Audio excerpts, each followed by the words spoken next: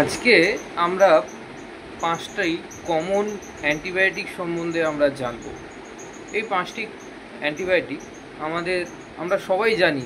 এই পাঁচটি common antibiotic, এই অ্যান্টিবায়োটিকের মধ্যে প্রথমে যে অ্যান্টিবায়োটিক নিয়ে আমরা কথা বলবো সেটা হচ্ছে অ্যাজিথ্রোমাইসিন। বন্ধুরা, অ্যাজিথ্রোমাইসিন মার্কেটে অনেক ব্র্যান্ড আছে। সেই অ্যাজিথ্রোমাইসিনগুলোর মধ্যে অ্যাজিথ্রাল আছে, অ্যাজি আছে, অ্যাজিকেম আছে, অনেকগুলো আছে। এগুলো সাধারণত গলা, লাংস ইনফেকশন এটা বেশি ব্যবহার করা হয়। তারপরে আসছি অ্যামক্সিসিলিন, শুধুমাত্র অ্যামক্সিসিলিন। আমি আজকে যেই পাঁচটা অ্যান্টিবায়োটিক নিয়ে বলছি এগুলো সিঙ্গেল ড্রাগ, এর সঙ্গে কোনো রকম কম্বিনেশন ড্রাগ নেই। সেই জন্য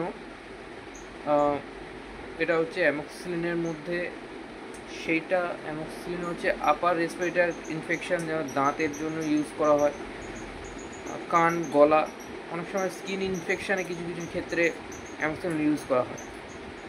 তার মধ্যে সবচেয়ে বেশি মার্কেটে যেটা পাওয়া যায় সেটা হচ্ছে মক্স 500, নোভামক্স 500 এইগুলো। তারপর হচ্ছে সিপ্রোফ্লক্সাসিন সাধারণত আমাদের ইউরিনারি ট্র্যাক্ট ইনফেকশন ক্ষেত্রে বেসিক, সেই ক্ষেত্রে ডাক্তাররা ইউজ করে থাকে। তো সেগুলো হচ্ছে সিফ্রান 500, সিফ্লক্স 500 এগুলো হয়। তারপরে হচ্ছে সেফিক্সিম হচ্ছে সেই অ্যান্টিবায়োটিক যেটা টাইফয়েডের ক্ষেত্রে, থ্রোট এবং ফিভারের ক্ষেত্রে ইউজ করা হয়।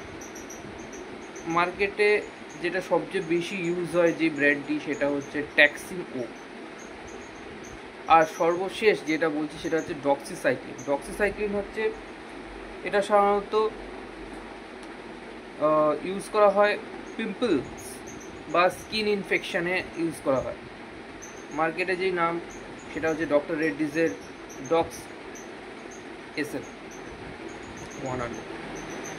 তো ধন্যবাদ। এরকম আরও ভিডিও পেতে আমার চ্যানেলটি সাবস্ক্রাইব করে পাশে থাকা বেল আইকনটিকে আপনারা প্রেস করে দিন, যাতে আমি আরও বেশি ভিডিও আপনাদের জন্য আনতে পারি।